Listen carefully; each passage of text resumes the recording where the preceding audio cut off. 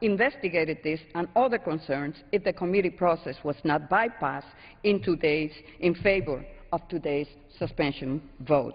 With that, I reserve the balance of my time. The gentlewoman from New York, Ms. Velasquez, reserves the balance of her time. The gentleman from Pennsylvania is recognized. Mr. Speaker, I yield 3 minutes to the gentleman from Pennsylvania, Mr. Marino. The gentleman from Pennsylvania, Mr. Marino, is recognized for 3 minutes. Thank you. Mr. Speaker, I rise today in strong support of H.R. 6296, the Disaster Loan Fairness Act of 2012, introduced by my colleague from Pennsylvania, Representative Lou Barletta. Our districts cross each other in several counties, so we both have experienced the disaster that took place in the 10th and the 11th District. At the end of August 2011, Hurricane Irene caused severe flooding and widespread power outages in eastern Pennsylvania. With the ground saturated and waterways at a very high level, Tropical Storm Lee arrived about 1 week later, causing historic widespread flooding in most of central and eastern Pennsylvania. The 10th Congressional District I represent was particularly hit hard. 10 of the 14 counties in the district were impacted by the flood. The storm knew no boundaries. It hit homes and businesses, government offices and schools, farms, cemeteries, and churches. I visited with families and individuals who had lost everything. I traveled to many businesses, both large and small, that were affected, like Knoebels Amusement Park in Northumberland County, where I watched the workers and owner clean up 4 inches of mud that covered the ground across the entire park. While the people of my district have made heroic efforts to rebuild, they have faced many obstacles. One of these is finding loan opportunities which they need to finance the rebuilding of their homes and businesses. Unless you have lived through a disaster and visited with families that have been through the experience, it is hard to imagine the hopelessness and desperation that people experience when the rebuilding process begins. H.R. 6296 will provide critical relief to disaster victims in my district and across the country by lowering the interest rate on SBA disaster loans. This legislation, which will on average lower rates on SBA disaster loans by 1.5% to 2%, will give Americans impacted by disaster the ability to begin the process of rebuilding their lives and livelihood. I had the occasion to hear a little of the argument prior to this concerning the conventions getting money. And there was an issue raised about it's only $36 million. Well, there's nobody in this room that doesn't think $1 million is a lot of money, and I certainly think $36 million is a whole heck of a lot of money. Now, we can send money to conventions that should be the responsibility of each party, regardless of what side of the aisle you're on. But we also send taxpayer money to countries that hate us. So I think it's about time we start helping the American people with their own tax dollars. I urge all of my colleagues to join with me and Representative Barletta in support of this important legislation. I had one experience that just stuck in my mind. During the flood, I visited a family who wasn't in their house. Thank you, and I yield back the balance of my time. I yield the gentleman from Pennsylvania a minute of my time. The gentleman from Pennsylvania, Mr. Marino, is recognized for additional 1 minute. Thank you. I want to share an experience I had touring the same areas that Lou did. And it was a family of 6. They weren't able to be in their house. It was a blue-collar family. It was half a double. They weren't even able to sit on their porch or stand in their front yard. That's how bad the flood was. Most of their furniture and belongings was out in the front yard, just totally lost. They sat on the back of a pickup truck. A 6-year-old little girl, 6 or 8 years old, said to me, "Are you here to help? Because we don't have a bed to sleep in, and we don't have a room to sleep in. What are we going to do tonight?" That is what we were faced with. We're supposed to be helping our people in our district, and I urge my colleagues to support this legislation. Thank you. I yield back. The gentleman from Pennsylvania, Mr. Marino, yields back his time. The gentleman from Pennsylvania, Mr. Barletta, reserves his time. And the gentlewoman from New York, Ms. Velasquez, is recognized. Mr. Speaker, I yield 1 minute to the gentleman from New York, Mr. Owen.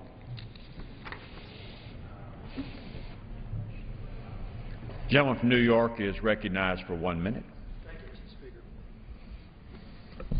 Mr. Speaker, I was a co-sponsor of the original version of this bipartisan bill and rise to support the modified legislation we are considering today. I want to thank Mr. Bartoletta for his work on this important legislation in the aftermath of Hurricane Irene and Tropical Storm Lee. These two disasters caused millions of dollars in damage in northern New York. 1 year later, small businesses and homeowners are still recovering. As I walked around my district immediately after, I saw people shoveling out mud, throwing out heirlooms, and struggling to understand what had happened to them. Many of the businesses were ruined, along with homes. But I also saw something else. I saw people helping people. What we're doing here today is having the government help people. We're following the example of our constituents. Currently, the Small Business Administration offers disaster recovery loans to small businesses and homeowners for as low as 4% and up to 8% if credit is available elsewhere. To date, nearly 100 small businesses and homeowners in my congressional district have been approved for more than $5.8 million in disaster loans. But I have heard from many constituents that the interest rates are simply too high to take advantage of these loans. This bipartisan bill would lower the interest rate on disaster loans. I yield back the balance of my time. The gentleman from Pennsylvania, Mr. Barletta. Mr. Speaker, I have no more speakers, and I am prepared to close and reserve the balance of my time. The gentleman reserves. The gentleman from New York, gentlewoman from New York, excuse me. I yield back the balance of my time. The gentlewoman yields back. The gentleman from Pennsylvania. Mr. Speaker, I yield myself the balance of my time. When disaster strikes around the world, America is always the first to help. And I'm proud of that. I'm proud of our country. I'm proud that when countries need help, we're there. But when disasters strike right here at home, I do believe that we should help Americans first. Now, we don't know when or where the next disaster will occur.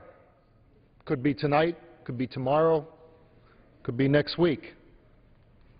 But let's make sure before we leave here today that we tell our neighbors and friends back home and around this great nation that in their greatest time of need, that their country will be there for them. With all the devastation and destruction that happened from last year's flood, I saw the greatness of America. I saw neighbors helping neighbors. I saw strangers helping people. I saw students helping the elderly. I saw what makes this country great, and I saw the American people come together. It's time that this Congress comes together. I urge my colleagues to support this bill. And, Mr. Speaker, I urge my colleagues to support this bill, and I yield back the balance of my time. The question is, will the House suspend the rules and pass H.R. 6296 as amended? Those in favor say aye. Those opposed, no. In the opinion of the Chair, two-thirds being in the affirmative, the rules are suspended. The bill is passed, and without objection, the motion to reconsider is laid on the table.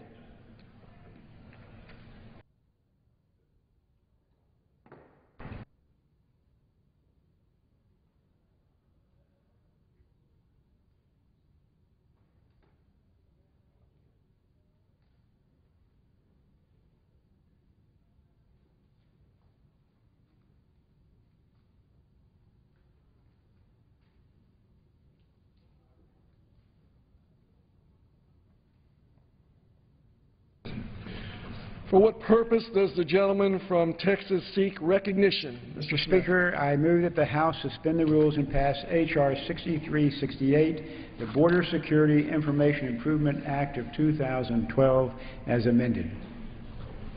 The clerk will report the title of the bill. H.R. 6368, a bill to require the Department of Justice, in consultation with the Department of Homeland Security, to provide a report to Congress on the Department's ability to track, investigate, and qualify cross-border violence along the southwest border, and provide recommendations to the Congress on how to accurately track, investigate, and qualify cross-border violence. Pursuant to the rule, the gentleman from Texas, Mr. Smith, and the gentleman from Virginia, Mr. Scott, each will control 20 minutes. The chair recognizes the gentleman from Texas, Mr. Smith. Mr. Speaker, I ask unanimous consent that all members may have 5 legislative days within which to revise and extend their remarks and include extraneous materials on H.R. 6368 as amended, currently under consideration. Without objection. And, Mr. Speaker, I'll yield myself such time as I may consume. The gentleman is recognized. Mr. Speaker, I'd like to thank my colleague and good friend, Congressman Francisco Canseco, for his work on the issue of cross-border violence and its impact on the United States. And I'll now yield him, the gentleman from Texas, Mr. Canseco, as much time as he might consume.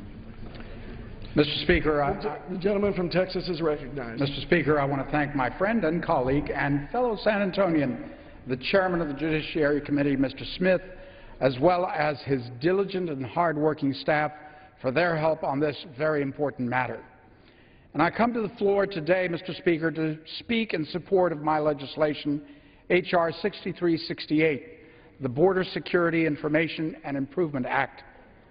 As a representative of a district with nearly 800 miles of U.S.-Mexico border, I know firsthand how the importance of the security of our citizens along our shared border with Mexico is. As I visit with the people of the 23rd District of Texas, I hear time and time again from Americans living along the border that they do not feel safe or secure. They talk of living in fear. They tell me that Washington is not paying attention as drugs, weapons, and humans are smuggled through their communities, that Washington is not listening as they ask for help as violence from Mexican drug cartels spills into their communities and cities and towns. Many of the statistics and information used to make claims about the security of our southwest border are based on information from sources such as the Uniform Crime Report that are not intended to measure security along our border.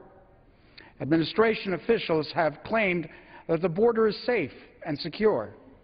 Yet while attending a Homeland Security Committee hearing last May, I learned that the Department of Homeland Security and the Department of Justice do not have a working uniform definition of spillover violence. Yet witnesses at the hearing, high-ranking officials from Justice and Homeland Security, stated that there is no cross-border violence. This is completely unacceptable. If the federal government cannot even define what endangers border citizens, we cannot ensure their safety. H.R. 6368 is simple. It is straightforward. It is a bill that will address this very problem. It directs the Department of Justice and the Department of Homeland Security to submit a report to Congress on their ability to define, to track, to investigate, and to quantify cross-border or spillover violence.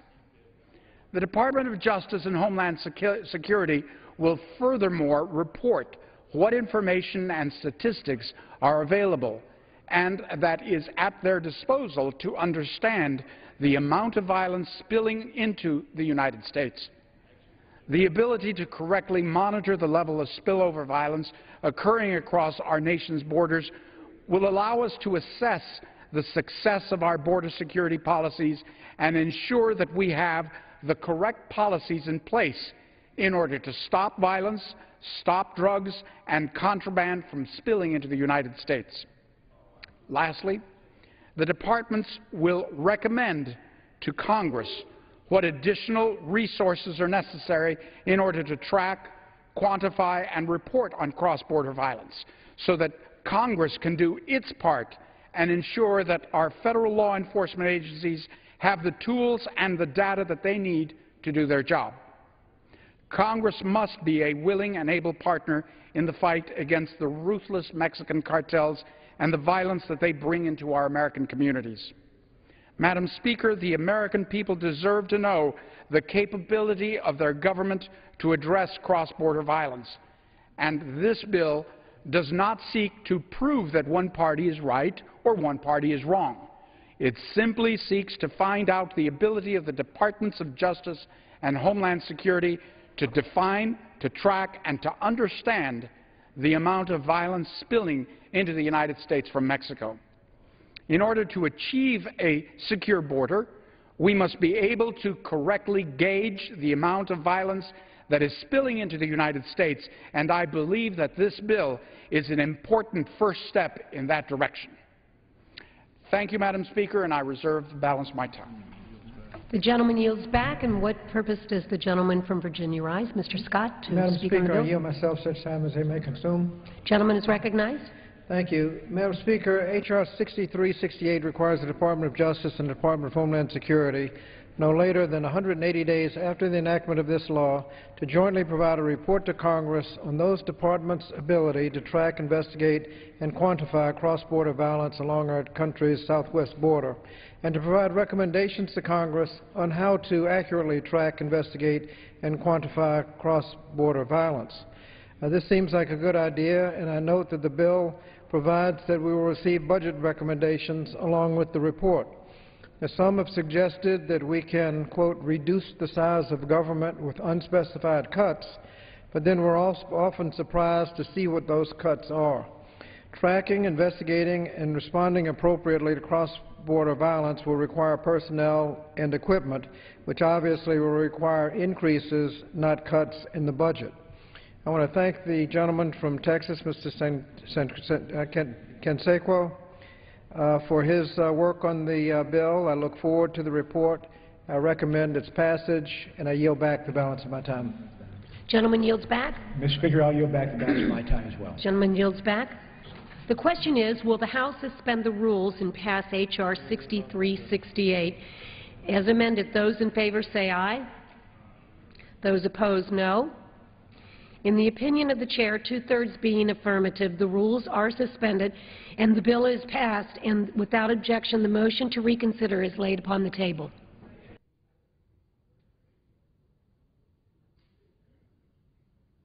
Without objection, the title is amended.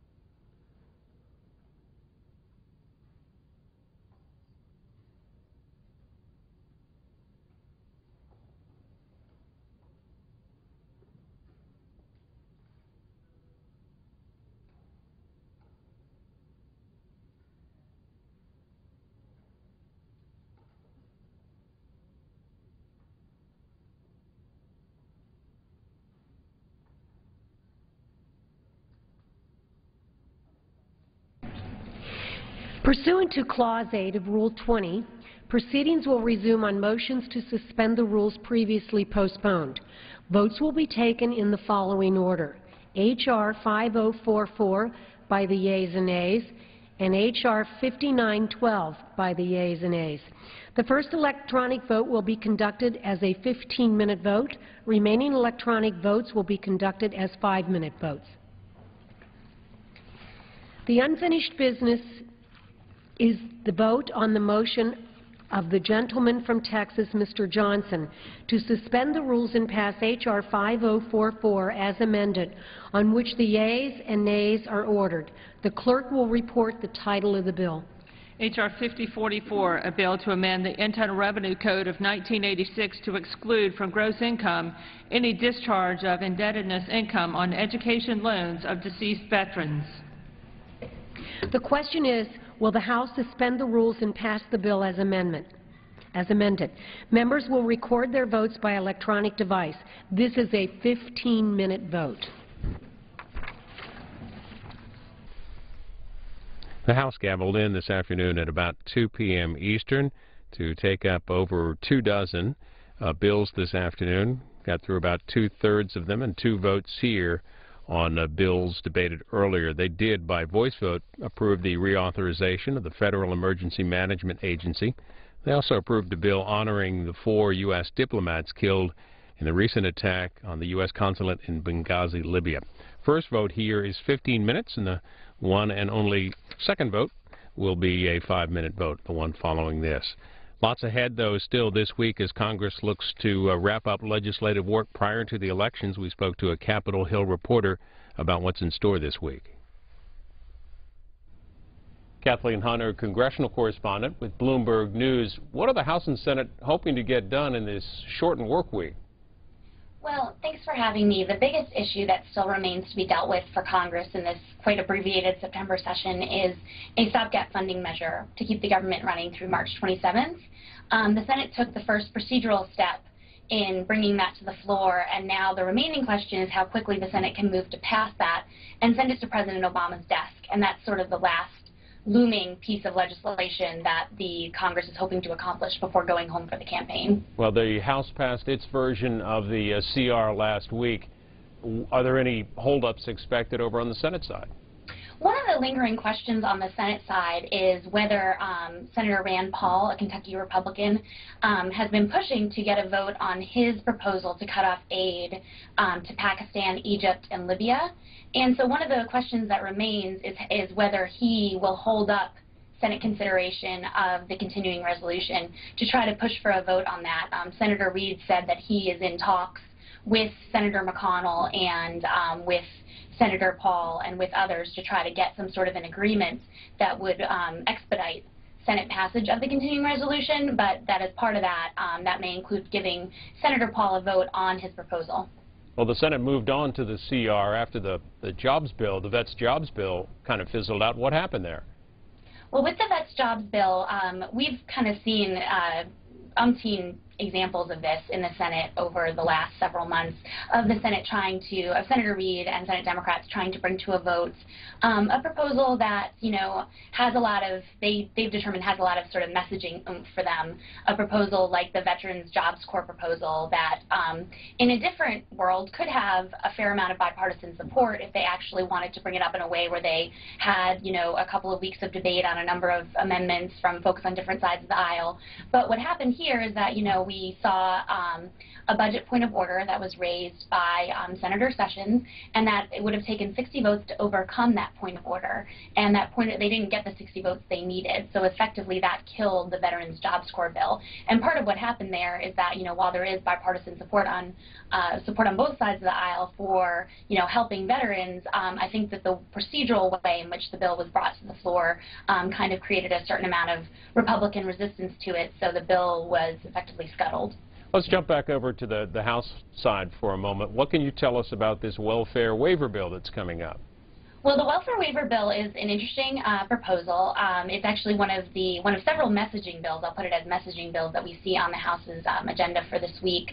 It's basically a resolution of disapproval saying that the House of Representatives disapproves of an HHS rule that would give states more flexibility in dealing with it gives states more flexibility in how they administer their TANF programs, the Temporary Assistance for Needy Families.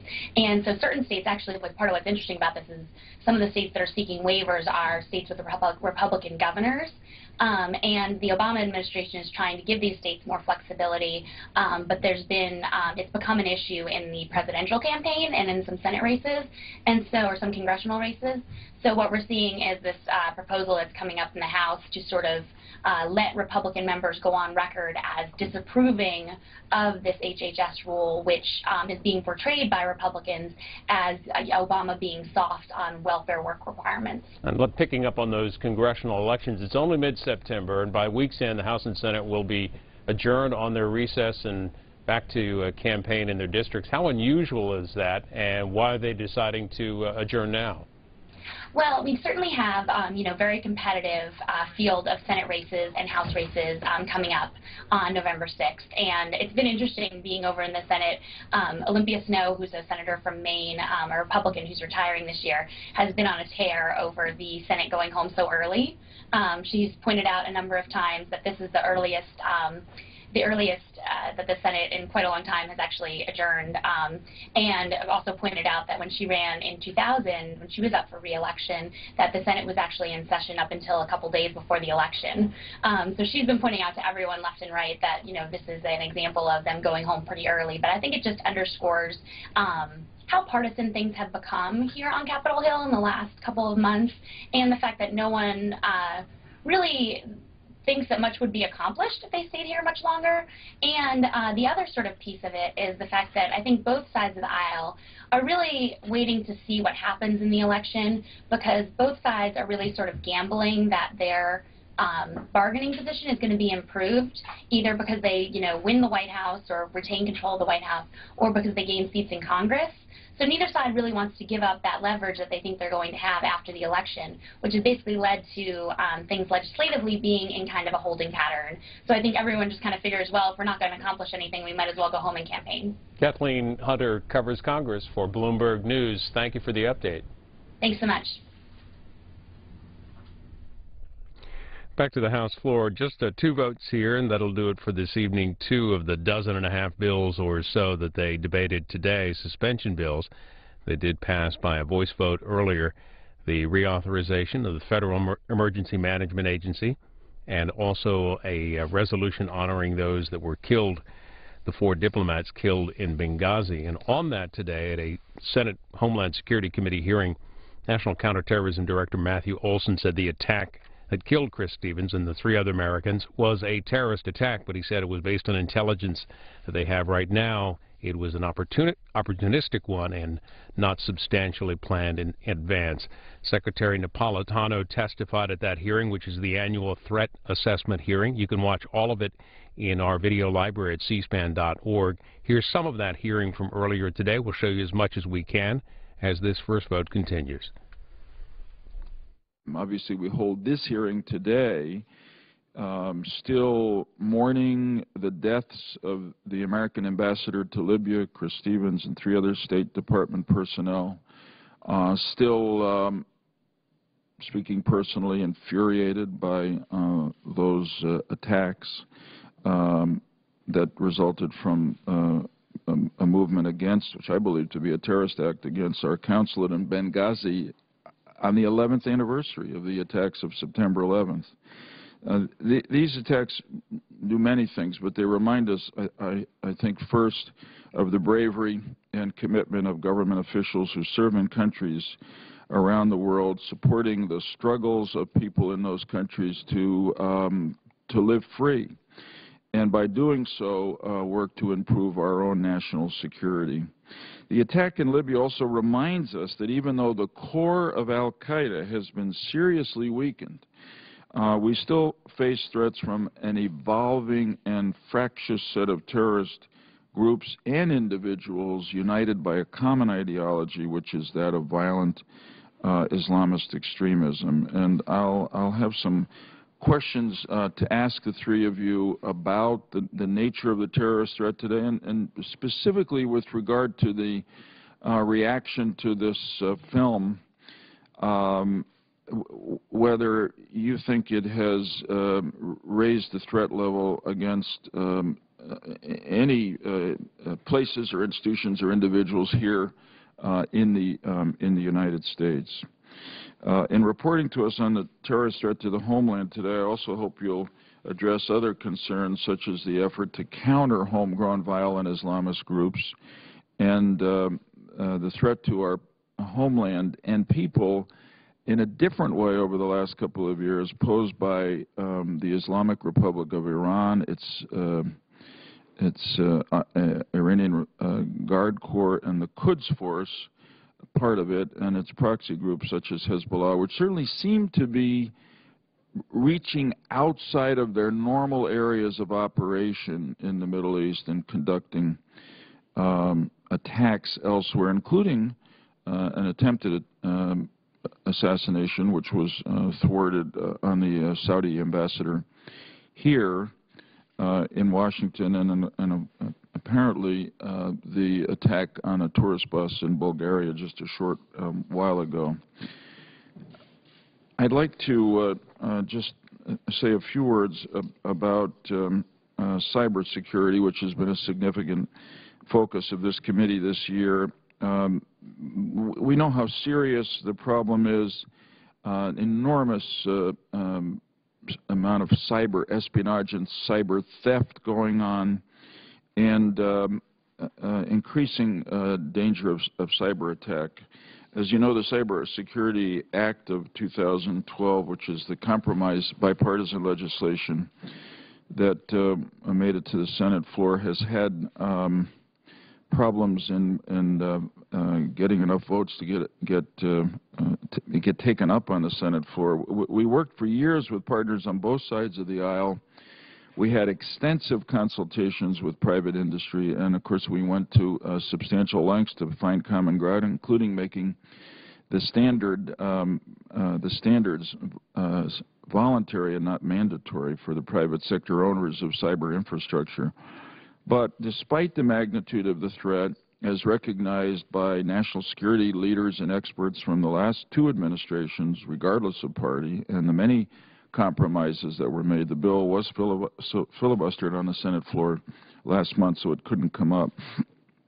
Thus was lost the best opportunity we've had to pass comprehensive cybersecurity legislation. And of course, all of you have said, Director Mueller perhaps most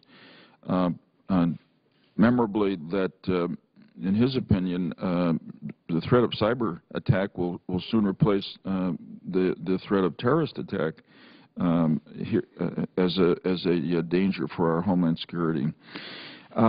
I believe that it's obvious we're not going to pass the cybersecurity legislation before the election, and because we're probably leaving here in the next couple of days to return after the election. But I think it's still possible, and I'd add critical, for the Congress to pass a cyber bill this session, and I certainly will continue to try to do everything in my power to do so. But I must say, if the gridlock continues, as I fear it will, then the President and others in the executive branch should really do everything within their power, as I know they're considering actively now, to raise our defenses against cyber attack and cyber theft.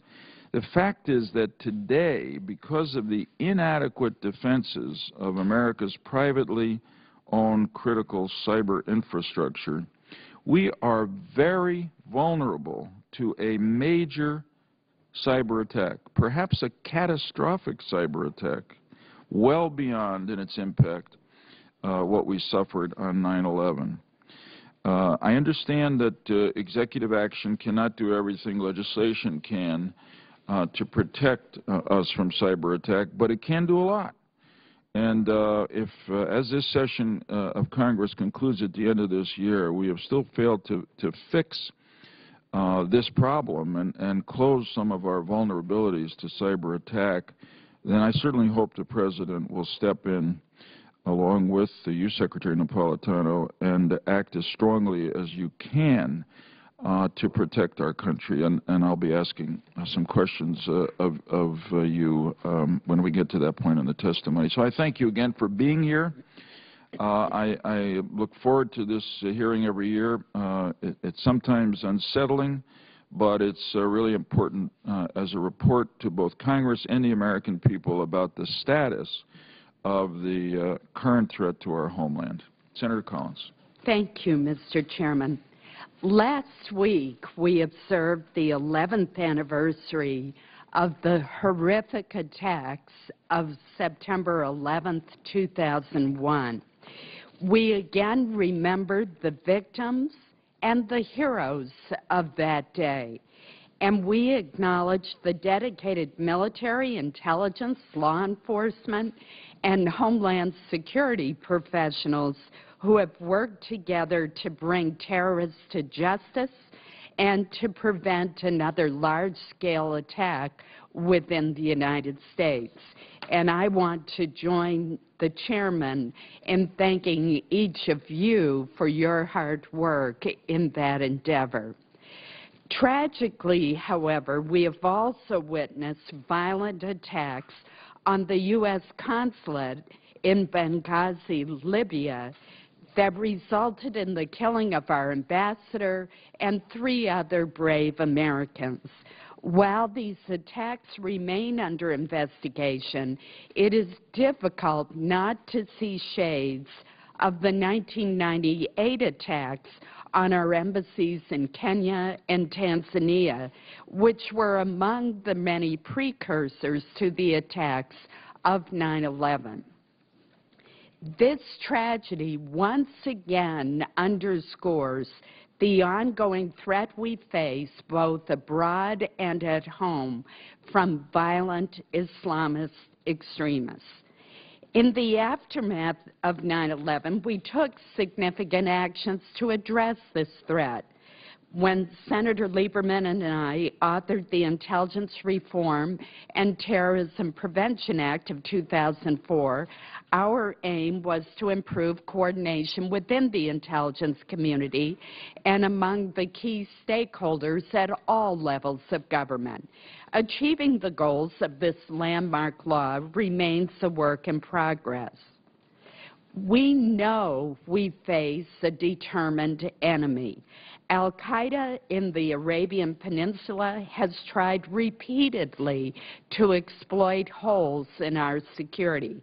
The failed 2009 Christmas Day bomber used a device specifically designed to avoid detection.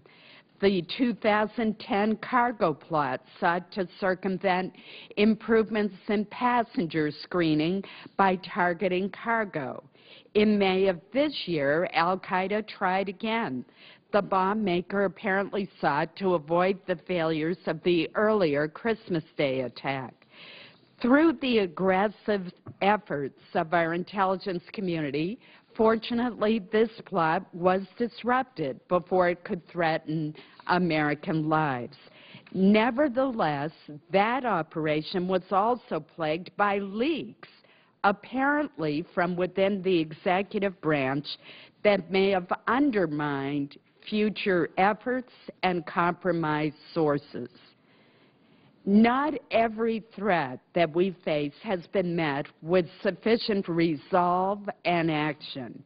Perhaps the best example, which the chairman has mentioned, is the ever-increasing cyber threat. Experts have repeatedly warned that the computer systems that run our electric grids, our water plants, financial networks, and transportation systems are vulnerable to a cyber attack that could harm millions of Americans. In fact, rarely has there been such a bipartisan consensus among experts that this threat must be addressed. Just last week, former Deputy Secretary of Defense John Hamre said that the threats in cyberspace, quote, took a darker turn, end quote, this summer as 3 very large corporations experienced cyber attacks designed to damage operations. Citing government sources, he said that at least 2 of the attacks may have come from Iran. China and Russia, we know, have also launched cyber attacks. To respond to this escalating threat, the chairman and I have worked during the past 2 years to craft a bipartisan bill that relies on the expertise of government and the innovation of the private sector. Despite our hard work to find common ground, the Senate has failed to pass cybersecurity legislation.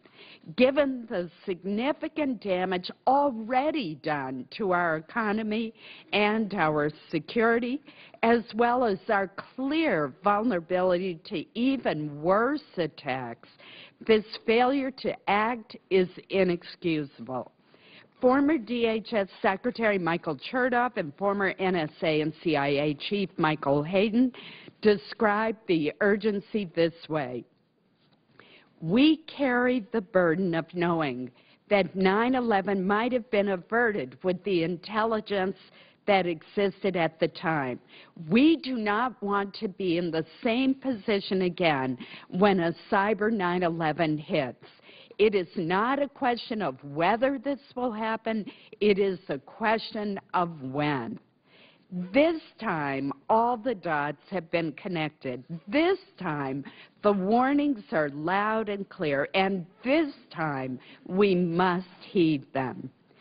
In contrast to the known threat of cyber attacks, another persistent challenge we face comes from those threats that we failed to even anticipate, what the 9/11 Commission memorably referred to as a failure of imagination, the so-called black swan events that test our assumptions. These are our most vexing problem because we cannot simply build walls around every potential target. Nevertheless, if we strengthen information sharing and analytic capabilities, our law enforcement and intelligence officers can disrupt even more plots, whether they are ones that we know well are coming or those that we have never before seen. In my judgment, which is informed by numerous briefings and discussions with experts, the attack in Benghazi was not a black swan, but rather an attack that should have been anticipated based on the previous attacks against Western targets, the proliferation of dangerous weapons in Libya, the presence of al-Qaeda in that country, and the overall threat environment. Whatever the plots hatched by our enemies, I am also concerned about vulnerabilities that stem from our own government's actions or failure to act. I've already noted what I believe to be the inexplicable lack of security in Benghazi, the grave self-inflicted wounds from intelligence leaks, and the failure to enact a cybersecurity bill. There is also a genuine danger posed by the automatic, mindless cuts known as sequestration. Absent a commitment by the President and Congress to avoid this disastrous policy, the budget of every federal agency represented here today, the Department of Homeland Security, the National Counterterrorism Center, the FBI, the very agencies charged with protecting our nation from terrorism and other disasters will be slashed in an indiscriminate way by 8% or more, potentially harming such vital programs as border security, intelligence analysis, and the FBI's work. At a time when budget constraints require everyone to sacrifice and priorities to be set and waste to be eliminated, we should ask where resources can be spent more effectively and what trade-offs should be made to balance the risk we face with the security we can afford. What we cannot afford, however, is to weaken a homeland security structure that is helping to protect the citizens of this country. Thank you, Mr. Chairman. Thank you very much, Senator Collins. Secretary of I'll hold it.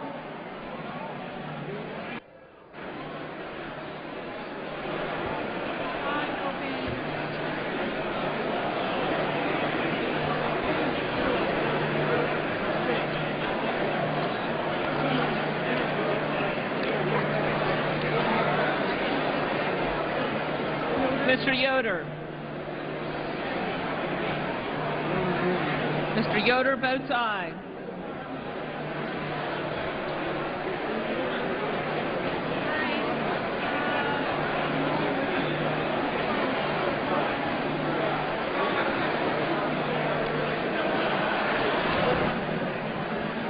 On this vote, the yeas are 400, the nays are 0.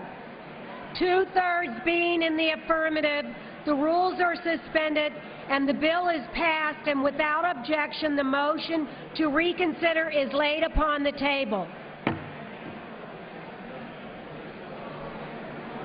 The unfinished business is the vote on the motion of the gentleman from Cali, Mr. Longren, to suspend the rules and pass H.R. 5912 as amended, on which the yeas and nays are ordered.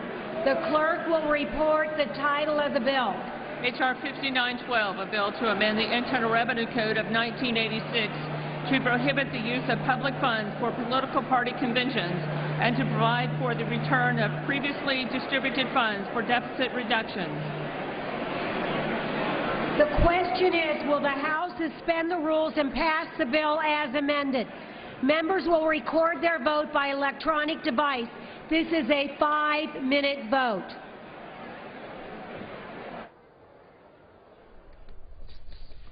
And it is likely the last recorded vote of the day. The House had worked its way through a dozen and a half or so suspension bills. They approved a bill by voice vote that would reauthorize FEMA, the Federal Emergency Management Agency. Also a bill honoring the 4 diplomats killed in the recent attack at the U.S. consulate in Libya. This vote is a vote on a bill that would eliminate taxpayer financing of party conventions. The House is back tomorrow morning at 10 o'clock for morning hour, noon for legislative business, and among the items on the agenda for Thursday, a bill that would be a disapproval resolution on the Obama administration's waiving of some welfare work requirements. The Senate, meanwhile, could not move forward today on the Veterans Jobs Bill. They instead have begun preliminary debate, on the continuing resolution, continuing federal spending through March of 2013. The 2012 fiscal year ends the end of September. The Senate is still in, and you can follow Senate coverage, of course, on C-SPAN 2.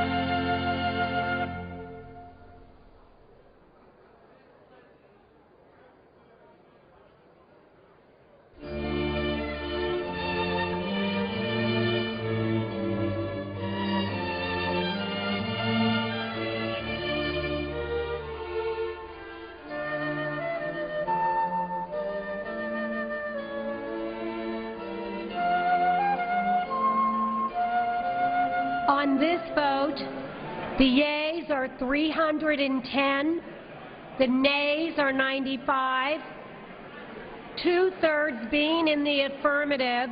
The rules are suspended. The bill is passed, and without objection, the motion to reconsider is laid on the table. Without objection, the title is amended.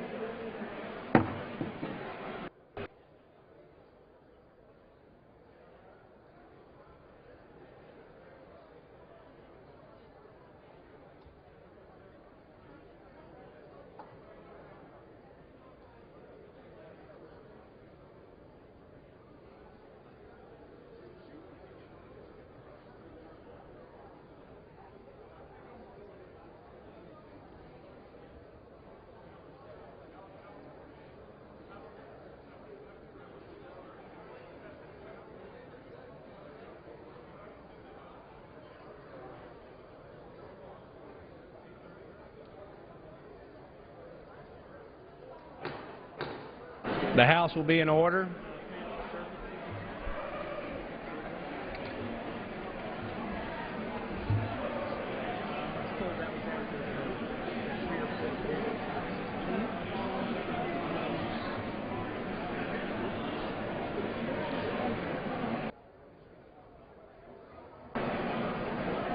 Let's keep doing it.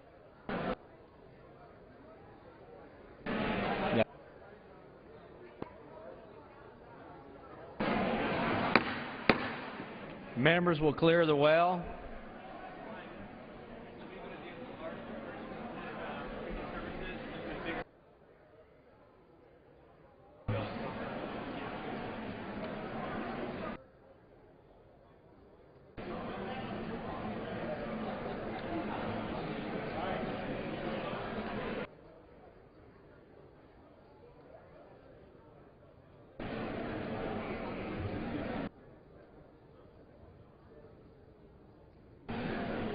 For what purpose does the gentleman from Florida rise?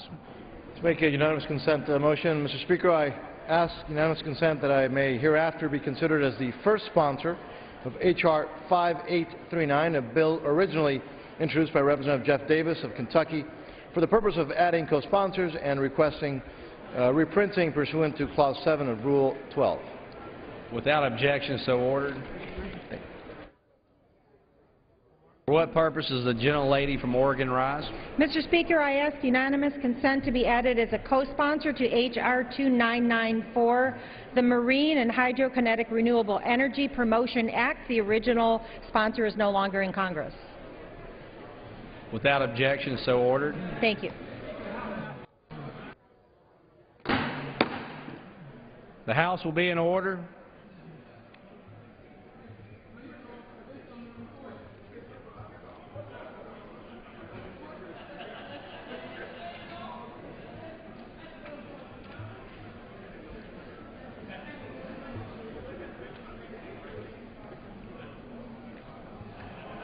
One more.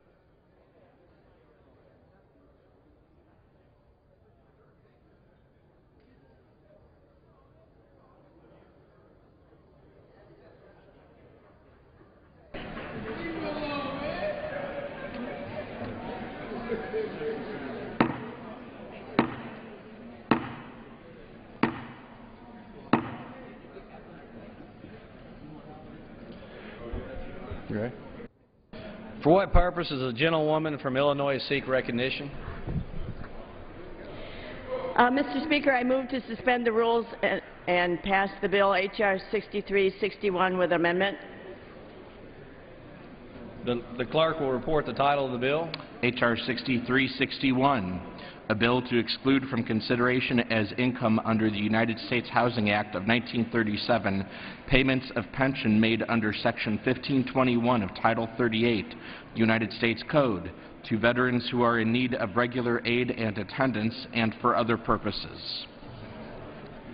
Pursuant to the rule, the gentlewoman from Illinois, Mrs. Biggert, and the gentlewoman from New York, Mrs. Maloney, each will control 20 minutes. The chair recognizes the gentlewoman from Illinois. Mr. Speaker, I ask unanimous consent that all members may have 5 legislative days in which to revise and extend their remarks and add extraneous material on this bill. Without objection, so ordered. Mr. Speaker, I yield myself such time as I may consume. The gentlelady is recognized.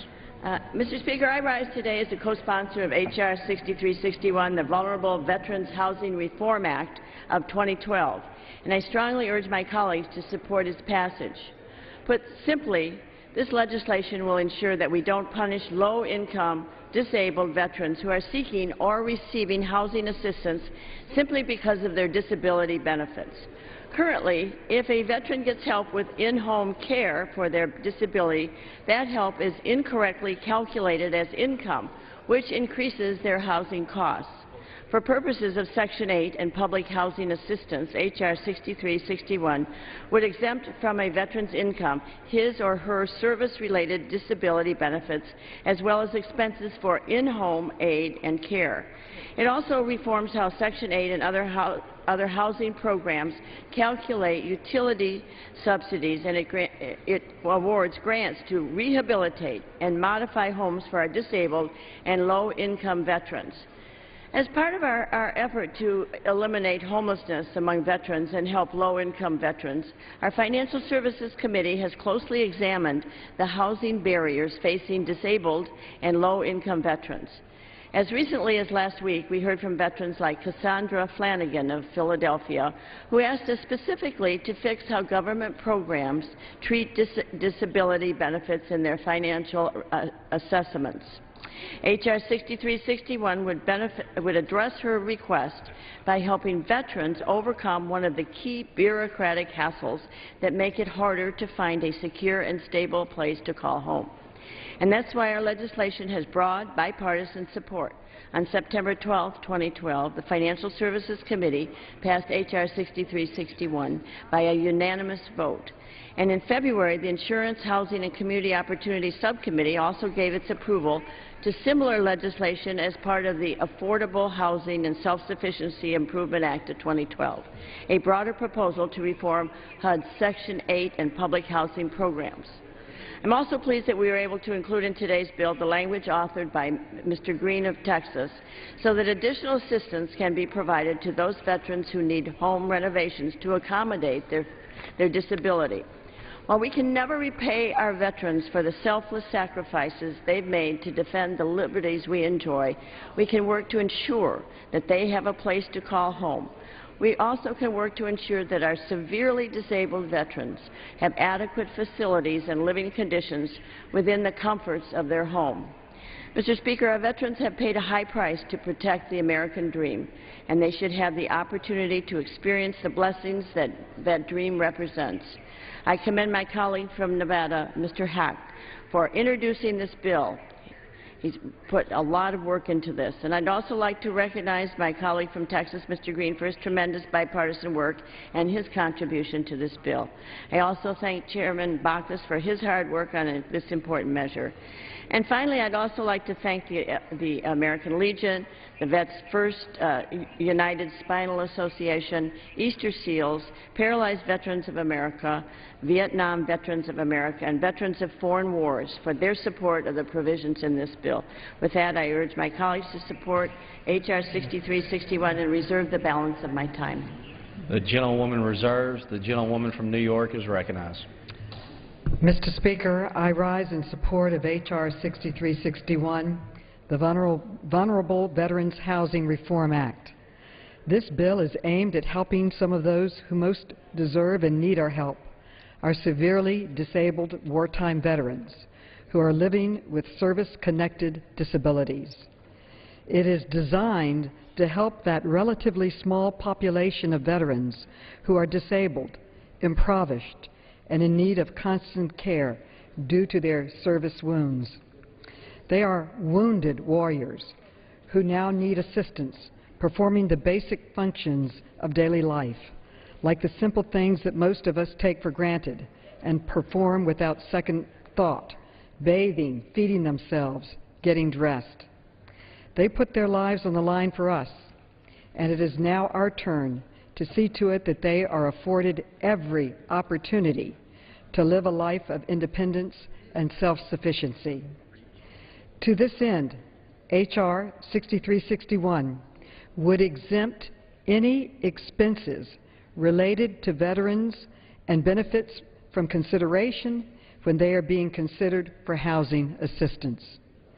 The fact that the benefits are currently counted as income is an obstacle for many of our military men and women. Let's take a hypothetical case and now look at how things stand now. A single severely disabled veteran with no dependents who has an adjusted gross annual income of less than $12,256 can receive up to an additional $8,191 in aid and attendance benefits each year to supplement the cost of their medical care. This fix will make it just a little bit easier for our veterans to qualify for the housing assistance they need and deserve. But this bill also makes changes to current utility allowances as part of Section 8 public housing assistance. Under this bill, utility allowances would be calculated and capped based on family size rather than apartment size. Our Financial Services Committee members have been hard at work adding hardship exemptions to protect people with disabilities, the elderly, and families with children by providing them with increased utility allowances as needed. I commend my colleagues for their bipartisan cooperation and finding a middle ground and a solution. I also congratulate my good friend and colleague, Congressman Al Green, for his contribution to this bill. He works tirelessly on behalf of our nation's military men and women and has fought especially hard to get his Haven bill to the floor, despite it being folded into this bill. The Haven bill would establish a pilot program to provide grant funding to rehabilitate and modify the homes of low-income or disabled veterans so that wheelchair ramps, repairs, and energy-efficient features can be put in place. Helping repair the homes of our veterans before they become too sick is not just a smart policy, it is our duty. We need to do all we can to keep our veterans self-sufficient and independent and help them transition back into civilian life as seamlessly as possible. I will vote yes on this bill, and I now reserve the balance of my time. The gentlewoman reserves. Anybody want to talk? The woman from Illinois is recognized. Thank you, and I would yield to the